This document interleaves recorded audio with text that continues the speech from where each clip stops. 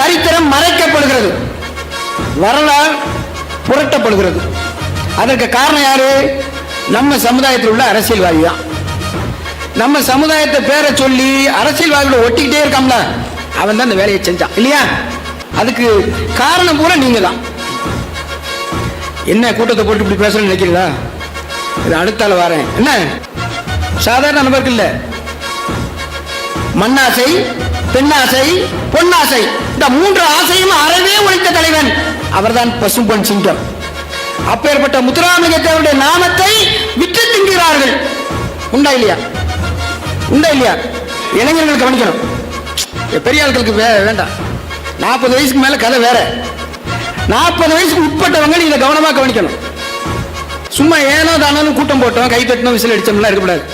நீ 100 பேருக்கு வந்திருக்கன்னா 100 பேர் ஸ்ட்ராங்கா நின்றுட்டா இந்த தேவர் செஞ்சு அடுத்த வருஷம் வேற மாதிரி இருக்கும்.